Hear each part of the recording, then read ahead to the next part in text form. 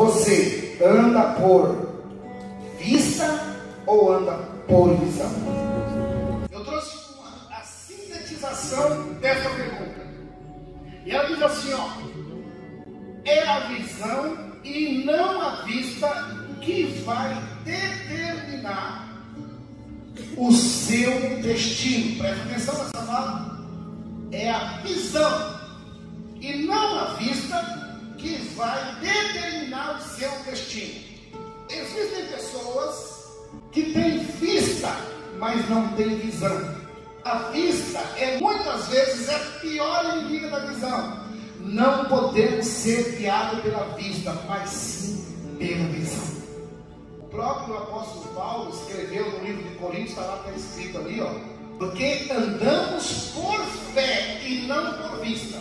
O povo de Israel, o qual eu comentei aqui, ele tinha a terra prometida na sua frente. Deus tinha dito assim: ali está a terra.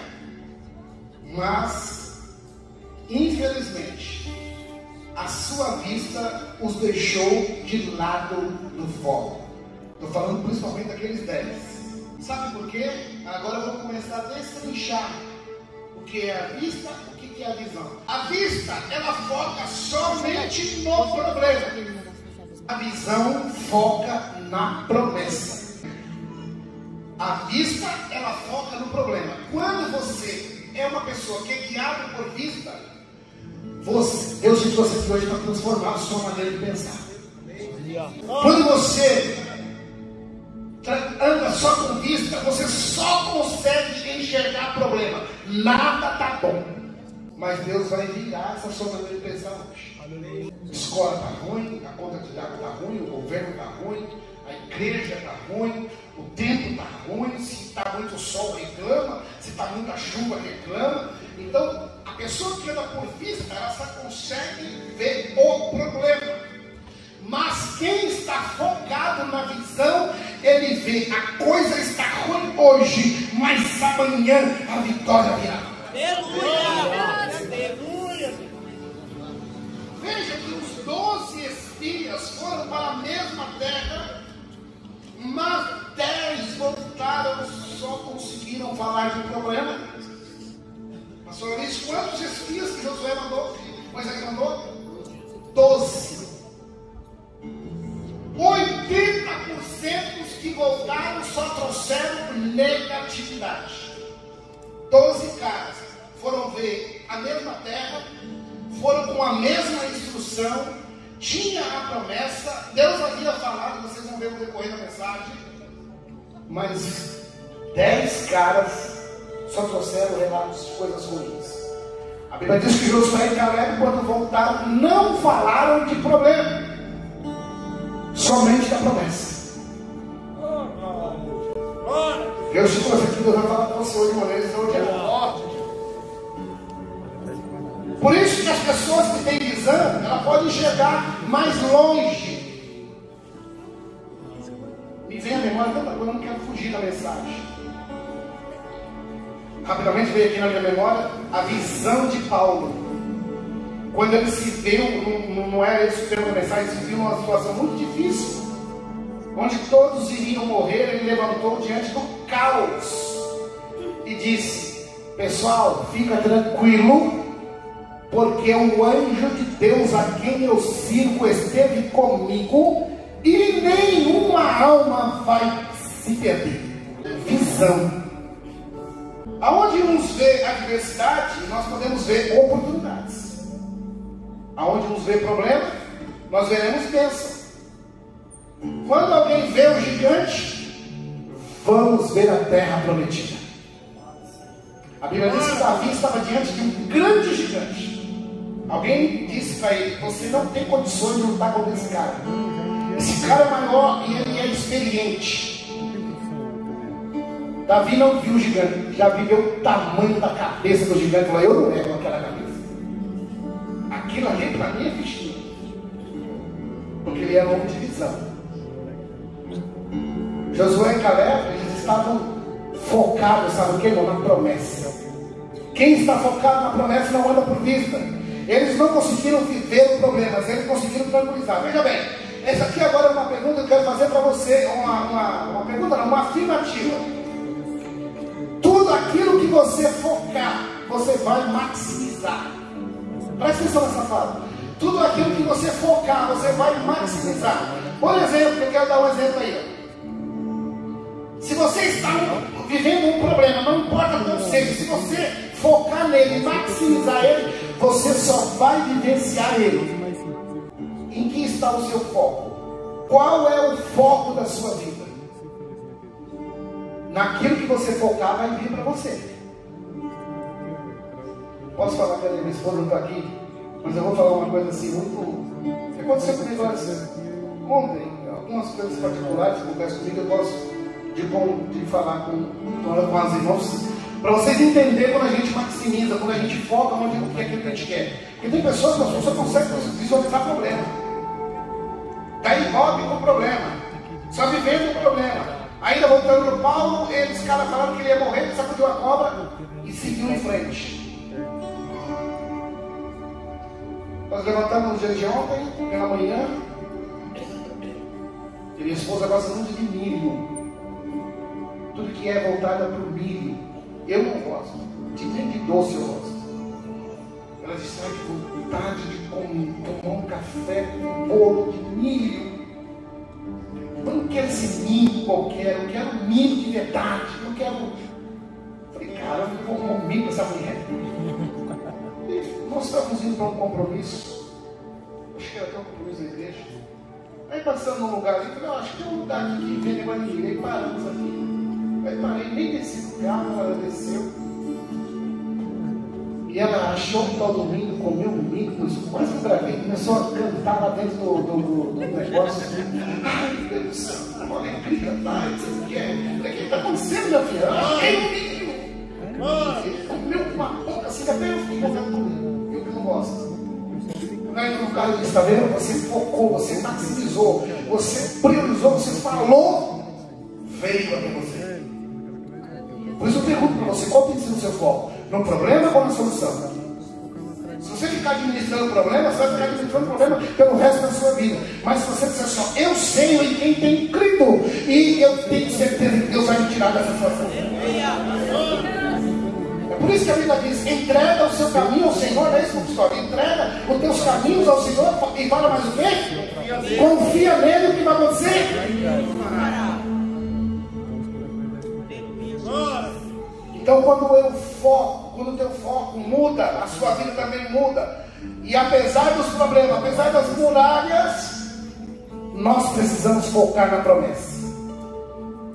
A vista te atrapalha, a visão te mobiliza. Porque quem vive pela vista, ele vive um fast food, tudo para onde? E tudo gira em torno dali. Mais na frente eu vou falar um pouquinho sobre isso. Quando você tem visão, a visão de Deus te leva a você tomar atitude, ações. A Bíblia diz que os 10 espias voltaram desanimados e estavam paralisados por causa da vista. Mas a Bíblia diz que Josué e Caleb voltaram empolgados e apaixonados, porque estavam olhando para a visão. A visão alimenta a sua paixão. A visão, ela não deixa você sair do foco. A visão, ela não te derruba por qualquer probleminha, por qualquer situação. A visão te faz você permanecer apaixonado no seu projeto.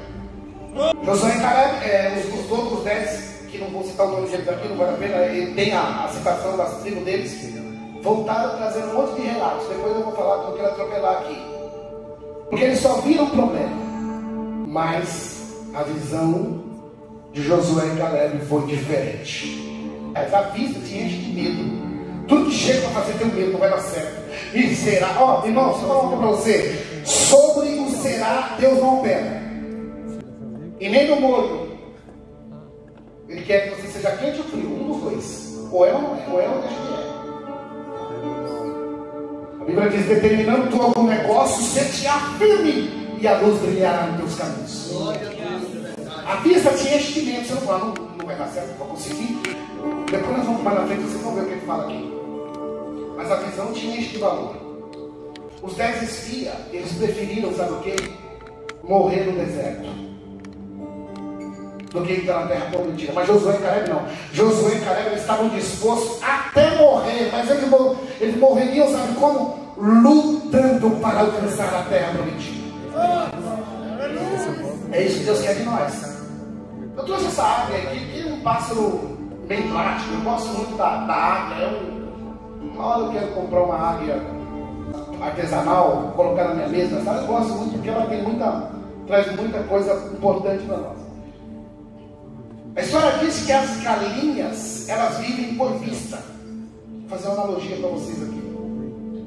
Já as águias, elas são guiadas por visão.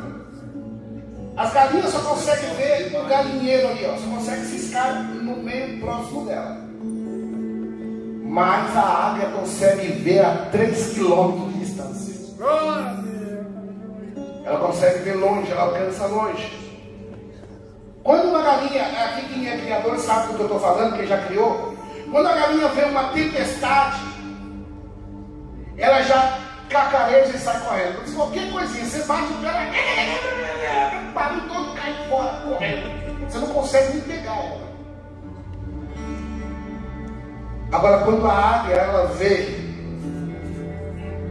a tempestade que está formando,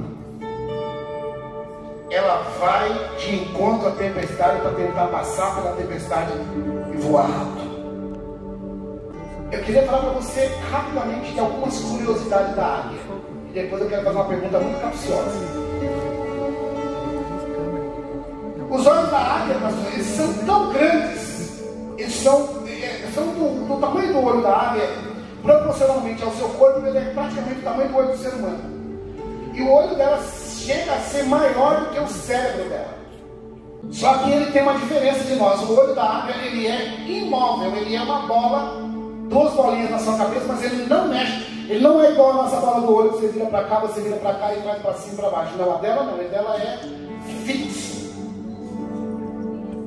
Mas eles são capazes de ver tanto para frente. Olha, pastor, que coisa interessante. Elas são capazes de olhar tanto para frente como do lado. Eu só consigo olhar para frente. Se eu quiser olhar do lado, eu tenho aqui um fundo. Eu vou ter que virar o olho para cá. Mas ela não, ela consegue olhar aqui e ela consegue olhar aqui. Elas são capazes de ver no mesmo momento que está olhando para cá, olha para o lado. O estudo diz que a águia, ela tem percepção de cores maiores do que nós. E ela tem um negócio diferente. Nós temos 2 pálpebras aqui, aquele negócio de piscar aqui, ó. Ela tem 3. A natureza, pastor, Deus fez as coisas do céu. Ela tem a 3ª, sabe por quê? Porque ela não pode piscar, ela não pode vacilar, porque se ela piscar, como ela é uma ave de rapina, que ela tem muita velocidade, se ela vacilar, questão de segundo, ela bate em algum lugar onde ela vai se arrebentar. Por isso que quase que ela nem fecha o olho. Ela tem 3 pálpebras. Ela enxerga muito, principalmente na escuridão. O pescoço da águia, para você ter uma ideia, ele é flexível, ele quase que vira 180 graus, ela vira para trás, né? Ela vê e ela consegue enxergar de 4 até 5 vezes mais do que o ser humano. E ela também é capaz de processar informações visuais em frações de segundo. Ela precisa disso para atacar a sua presa. E a águia tem a ver com o estudo de hoje, começar aqui falar de Josué. Eu estou falando de visão.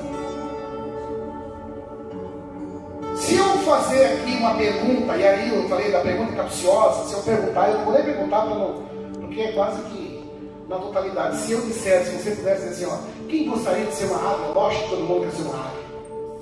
Gostaria de dizer muito, eu queria ser como esse pássaro, tendo todos os atributos humanos e ter as habilidades que ele tem, as que eu falei aqui agora. Mas ela fez uma história curiosa, ela tem várias histórias curiosas.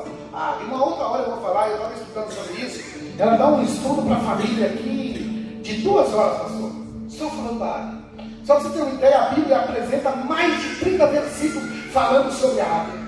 tem dos que é mais conhecido, que diz assim, ó: os que esperam no Senhor renovarão as suas forças, correrão e não se cansarão, andarão e não se fatigarão, subirão como asas de águias. Mas a Bíblia tem mais de 30 versículos falando sobre o Deus da águia. Mas eu trouxe aqui uma curiosidade. O único pássaro que se atreve a bicar a águia é um pássaro que também está na Bíblia, chamado corvo. Apareceu que ele sobe em cima ali do seu corpo. Eu não vou entrar no detalhe da águia, mas só para você ter uma ideia, essa asa dela tem 2 metros de comprimento. 2 metros. É mais que meu braço aqui, mais que meu braço aqui. Então é um monstro de águia. O corvo é o único animal que sobe ali em cima dela e se atreve a ficar picando, pastor, o seu pescoço. No entanto, a águia, ela não responde, pastor. Ela não se incomoda com aquilo que está acontecendo com ela ali. Ela simplesmente sabe o que ela faz. Quando ela percebe que tem um corvo em cima dela, picando ela. Como ela tem visão, você vai entender já o que eu estou falando através dessa analogia. Ela continua subindo. E o corpo está picando ela. E ela continua subindo. Ela não perde foco. Ela continua subindo. Ela chega a uma altura que ela atinge uma altura que o corpo não consegue mais respirar. E quando ele não consegue mais respirar, ele é obrigado a pular e sair fora e cair fora. Se você, quando eu perguntei aqui, se você queria ser uma águia, talvez você diz: eu queria ser uma águia. O que é que você tem feito com os corvos que fica tentando tirar a sua visão? Será que você tem dado foco para ele? Ou você tem sido corvo? Porque tem gente que tem papel de corvo. Está vendo que o irmão está indo? Está vendo que Deus está abençoando? Ele fica ali por trás, ó, só picando, só falando mal, só reclamando, só dizendo que não vai dar certo, só dizendo. Isso é corvo, tá? Isso é corvo. Mas se você é águia, você não liga, você não dá atenção, você continua subindo, porque quem espera no Senhor renovarão as suas forças, subirão como asas de águia. Ela não liga, e o corvo está ali. Não posso crer que tem corvo aqui. Se tiver corvo aqui, vai ter que transformar em águia. Porque se ele não transformar em água, eu vou dizer para você, ó, eu não estou nem aí, eu estou de olho na minha visão. Pode falar o que você quiser, mas que eu vou avançar, eu vou. Porque tem gente que quer desistir porque fica preocupado. Irmãos, eu não vou com o corvo, não.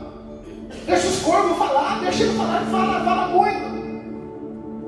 Falar até papagaio fala, mas se você está na visão, Deus vai te levar a lugares celestiais, a coisas talvez extraordinárias. A vista, ela só vê o presente, mas a visão, ela sonha com o futuro. A vista, ela caminha, sabe o que? Com a lógica. A visão caminha por fé. Não sei se você estava aqui no começo, na virada do ano. Teve uma irmã que esteve aqui conosco, testemunhou aqui, quem lembra? Foi irmã de visão. O filho dela, cometido pela enfermidade, foi cair no hospital. O médico disse: prepare a família, comenta, já prepara o funeral, prepara o caixão, porque as condições dele não são favoráveis, e de acordo com a lógica da medicina, esse rapaz ele vai morrer. A mulher vira para o médico e diz assim: você está dizendo pela lógica, mas a visão que Deus tem para o meu filho não é essa. Ele vai sair daqui e vai viver. Glória a Deus. A visão caminha com a fé. Os 10 espias disseram assim: olha, impossível. A visão de Josué dizia: vamos que a terra é nossa, é possível. Os 10 que foram trouxeram um relato baseado na vista, disseram a Moisés: vamos ter que voltar, Moisés, não adiantou nada sair do Egito, vamos ter que voltar. Se você não tem uma visão para o seu futuro, é forte o que eu vou dizer agora, tá? Se você não tem uma visão forte para o seu futuro, mais cedo ou mais tarde, você vai voltar ao seu passado. Por isso que é importante você ter visão, porque muitas vezes você vê pessoas dizendo que quer voltar. Existem pessoas que querem voltar até para o mundo. Para morar no mundo lá, aquilo que era bom. Porque você não tem visão clara do que Deus te chamou. Mas eu quero dizer nessa noite que o teu futuro não está no Egito. O teu futuro, o meu futuro, o nosso futuro está na terra prometida. Tem gente que só vive de passado. E vive de passado é museu. O passado serve só para reflexão. O passado serve só para você ter uma olhadinha no retrovisor. Opa, já passei por isso, vou fugir por aqui. Mas ficar voltando, bicho, meu Deus é forte. Quem visita muito o passado não vive o presente e ainda prejudica o futuro. Não quero aqui fazer nenhum tipo de juízo de valor em relação ao comportamento do sexo feminino, que são as mulheres. Falo isso até com ar de admiração. Mas tem um ser na face da terra que às vezes se alimenta do passado. Infelizmente é o sexo feminino. Eu vou explicar rapidamente para você entender o que eu quero dizer. E o que eu disser aqui, se aconteceu com você, é mera coincidência. Às vezes a gente chega em casa, pastor, a mulher está com a cara virada. Aí você começa a perguntar, meu Deus, o que aconteceu? Será que é o aniversário dela? Não, não é. Será que é o aniversário de casamento? Não é. Será que é o aniversário da sogra? E a gente começa a fazer aquelas perguntas para nós. O que aconteceu que azedou o dia dela? Estou falando lá pejorativo, estou dizendo comportamento feminino. Aí a gente vai olhar com tato, com todo cuidado, todo jeitinho. Meu benzinho, o que aconteceu? O que está acontecendo? Ela vai dizer, sabe o que é? É que em 2005 nós fomos num casamento e naquele dia você falou que o meu vestido estava feio. Ela voltou, pastor, 20 anos atrás, trouxe um problema que aconteceu lá no presente. Azedou o dia dela. E aí, para resolver essa situação? Só pela misericórdia de Deus. Foi no passado. Visitou. Deixa eu falar uma outra coisa séria que não está no meu script aqui, ó. O diabo só sabe o que aconteceu com você. E toda vez que ele quer te desanimar, toda vez que ele quer te destruir, toda vez que ele quer tirar você do foco, toda vez que ele quer tirar você da visão, ele vai lá no seu passado e traz a sua memória, traz na sua frente. Muitas vezes ele usa até um que está dentro de casa para te dizer, para trazer a sua memória coisas que lá do passado. Mas eu quero te dizer, se isso tem acontecido com você, e se isso um dia acontecer com você, você vai olhar para a cara dele, você vai olhar para assim com toda a autoridade do céu, você vai dizer assim, olha, eu sou lavado e remido no sangue de Jesus, porque os meus pecados Deus jogou no mar do esquecimento. Porque o pecado às vezes, sabe, a pessoa traz. O inimigo ele é mestre nisso, ele é especialista nisso, de trazer à sua memória coisas que aconteceram no passado. Então você não pode olhar, não olhe para o passado. Não determine o seu futuro olhando para o passado. A Bíblia diz que os 10 homens indicados por Moisés para espionar a terra prometida, eles citaram que Deus prometera por intermédio de Moisés, mas eles não acreditaram, os 10. Eu não vou nem falar da citação, mas a Bíblia diz que Deus chamou Moisés e falou, olha, vai para uma terra que emana leite e mel.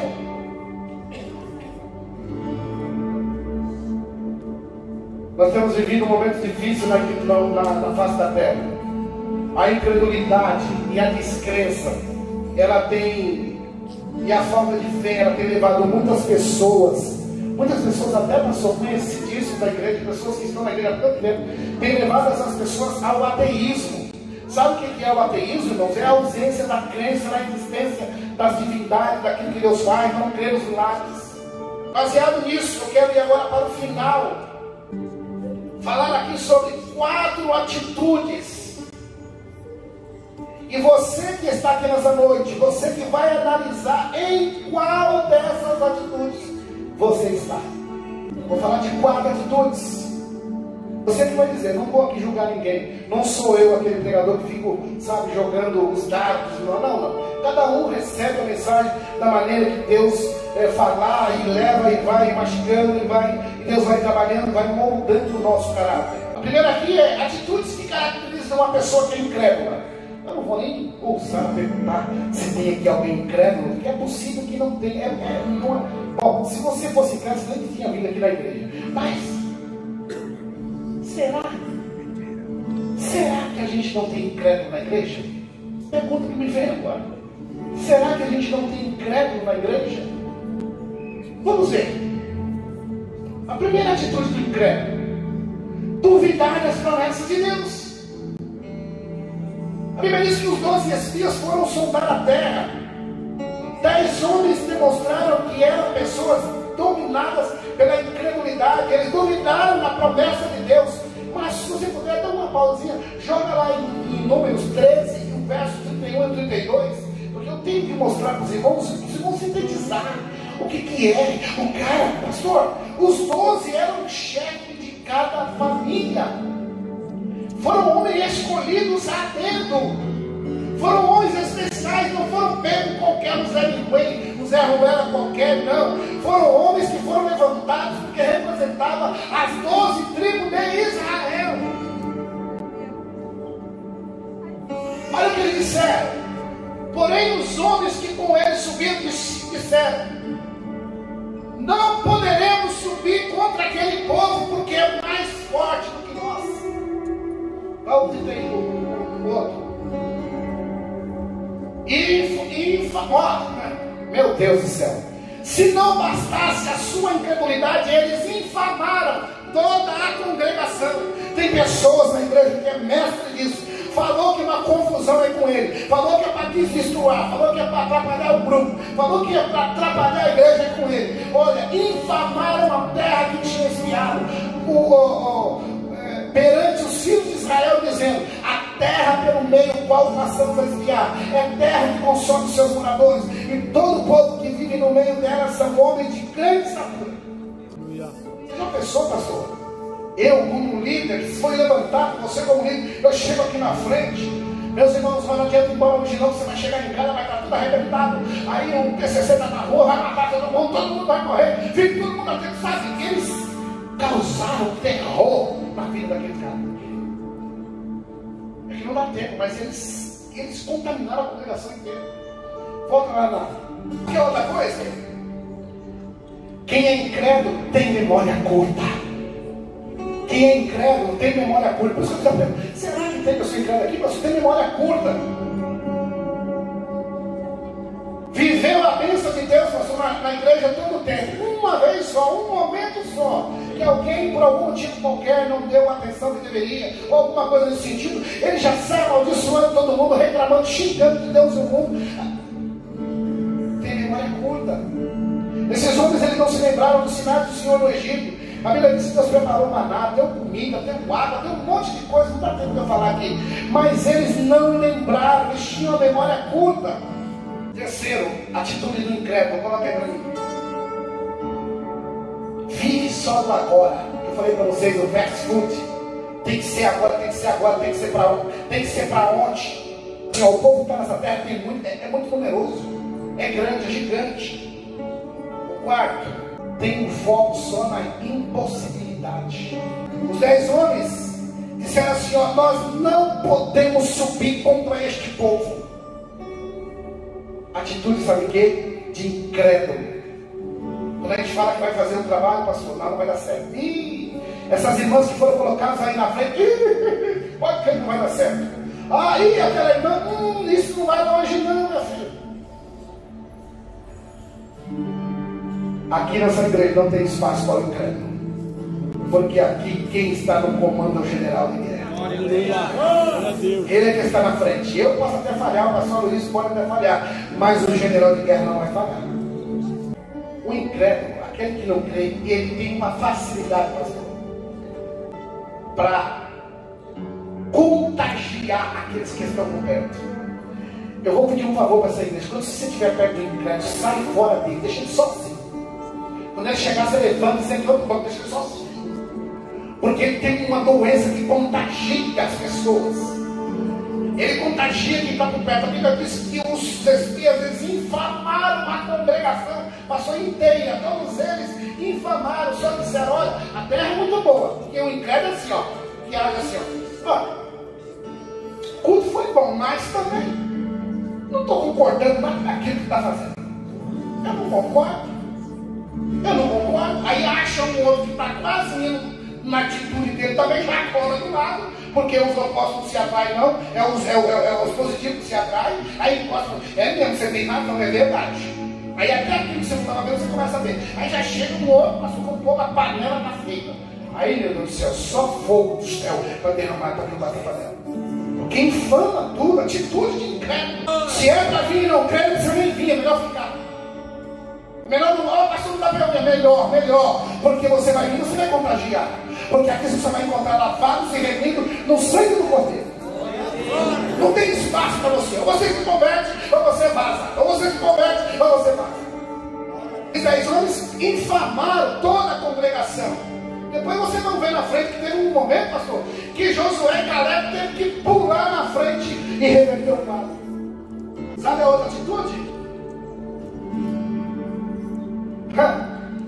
Sabe o que acontece? Complexo de inferioridade. Crente lavado e remendo no sangue de Jesus, dizendo que é crente com complexo de inferioridade, coitadinho. Ai, meu irmãozinho, eu não sou que coitado de mim. Ai, tudo que acontece ele se vitimiza. Tudo que acontece de errado. Se alguém fala alguma coisa, ele fala que é com ele. Se alguém fala uma coisa que ele não gosta, ele acha que... Irmão, se converta em nome de Jesus. Aleluia. Complexo de inferioridade. Não, os caras são grandes demais, pastor, os 10. Imagina. Lá, só para vocês terem uma ideia, a congregação aos 10 de Moisés. Lá eu vi família, vi parente de Anak. Sabe quem era Anak, pastor? Era um gigante, a família de Anak. Nós somos fraquinhos. Olha, a gente olha para eles, a gente vê eles olham para a gente, parece grilo. A gente parece gafanhoto na mão dele. Complexo de inferioridade. Irmão, você é embaixador do céu na terra. Você faz parte do exército do leão da tribo de Judá. Não deixa o inimigo te inferiorizar. Não deixa alguém de você jogar sua estima para baixo. Você precisa se posicionar como cristão. Eu sou aqui, eu sou cristão, eu sirvo um Deus Todo-Poderoso. 3. É outro. Tem gente que não tira o Egito de dentro de si. Toda hora ele quer voltar. Ai, pastor, eu preferia lá na igrejinha. Ai, lá só estava Pedro, Tiago e João, não tinha mais ninguém, não tinha problema nenhum, mas era tudo nós, nós somos nós. Não tinha problema nenhum, mas está tudo assim, sabe, gente? Sabe, mente pequena, sabe, gente que quer ficar só no... Sabe por quê? Porque tem medo de crescer, tem medo de avançar. Porque quando você cresce, os problemas também crescem. Mas quando os problemas crescem, Deus te capacita. E quando Deus te capacita, você se torna diferente. Porque você está vendo algo novo, você está vivendo coisas novas. Não, aqui tá bom aqui, só para nós tá ótimo aqui. É melhor ficar só mais 6, não dá para ninguém não. É melhor ficar só mais 4 aqui, Pedro, Tiago, João, tá tudo certo. Olha o número de gente que tinha que aceitar Jesus. Olha o número de gente que precisava chegar ao conhecimento de Deus. E você com a sua mentinha medíocre pequena aqui, ó. O medíocre é aquele que está mediano, tá tudo aqui. Qualquer coisinha quer voltar para o Egito. Ah, quer saber? Não vou voltar para a igreja não. Ah, não vou voltar para a minha vidinha que eu era. Ah, eu não vou voltar para a minha vida lá. Ah, quer saber? Eu vou voltar, vou ficar por lá mesmo. Olha, atitudes que marcam uma pessoa de fé. Eu falei lá no começo que você ia decidir em qual você está enquadrado. Ou aquele que é incrédulo, ou aquele que não crê, ou a pessoa de fé. Vai lá, primeira pessoa de fé. Acredite na vitória. Quem crê na vitória está aqui? Quem crê? Irmãos, acreditar que vai dar certo. Eu não sei quando, mas eu acredito que em pouco tempo nós teremos uns cultos aqui que alguém para chegar e sentar vai ter que chegar muito cedo ou vai ter que pegar senha. É crer. Porque talvez a minha visão seja até pequena, pastor.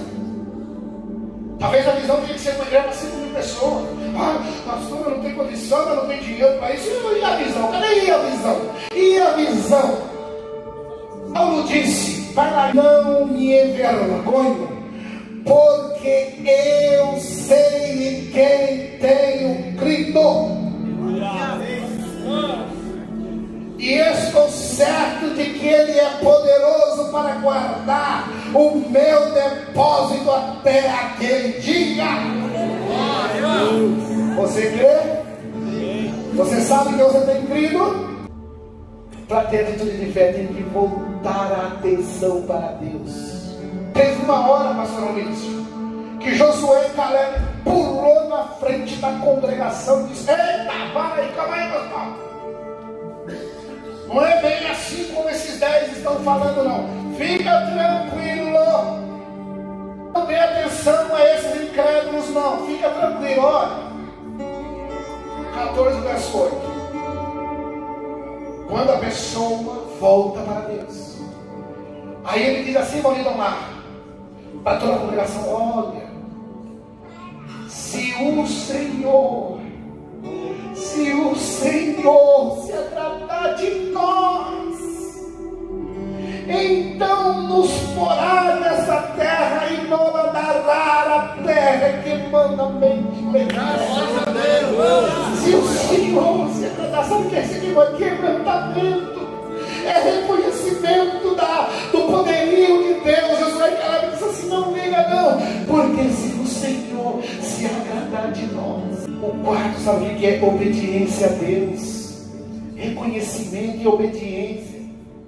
Acreditar, voltar a atenção para Deus, dependendo de Deus. Não sei se você tem acompanhado. Josué e Caleb fala, ele diz assim: olha, se o Senhor se agradar de nós, Ele vai nos pôr na terra. Depois ele fala de uma coisa que é muito importante aqui. Ele fala a respeito da obediência. Ele diz assim: ó, tão somente, olha aqui, irmãos, tão somente não sejais rebelde contra o Senhor. Não temais o povo desta terra, porque são deles o nosso pão, retirou-se deles o seu amparo. E o Senhor, olha essa palavra aqui, eu faço questão. O Senhor, como é que é aquela letra ali? Está dizendo o quê? É conosco. Deixa eu explicar para vocês aquela palavra, porque eu até grifei ela aqui, ó.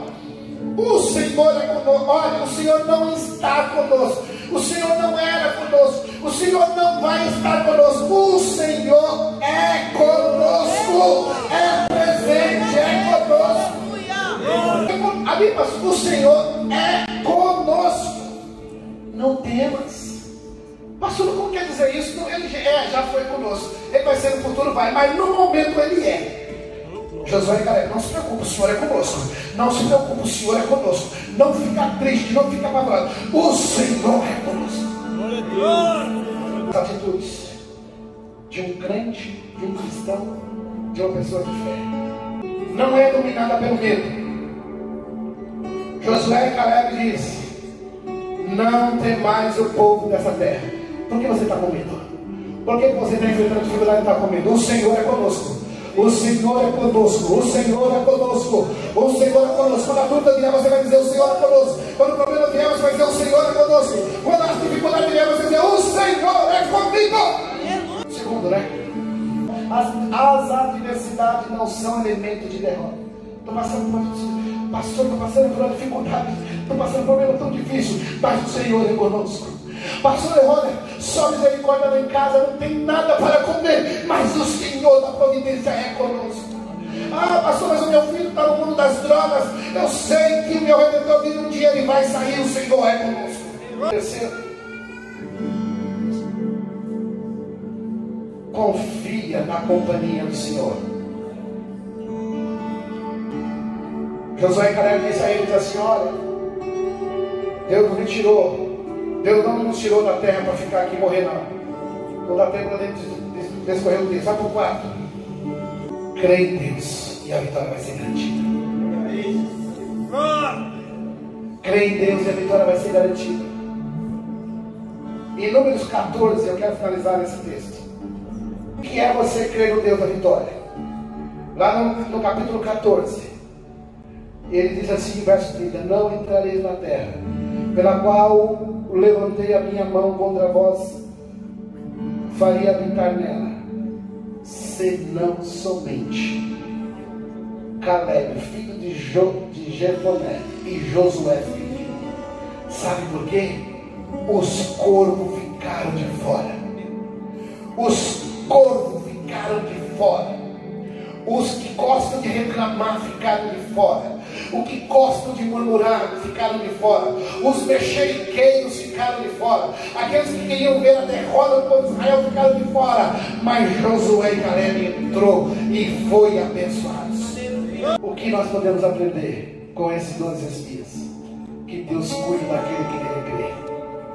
Lá no Números capítulo 14, verso 10. Então disse toda a congregação que os apedrejasse. Olha aí, pastor. Toda a congregação infamada, destilando veneno. Porém a glória do Senhor apareceu na tenda da congregação, todos os filhos de Israel. Quando você está na visão, Deus aparece e diz assim: esse é o meu servo, você não é servo. A pessoa de fé pode contar com a proteção de Deus no meio das adversidades da vida. Porém os incrédulos não poderão desfrutar das bênçãos do Senhor. E eu quero finalizar. Você vai me ajudar no cantor? Vamos colocar em pé. E eu quero te dizer que o Senhor vai reforçar.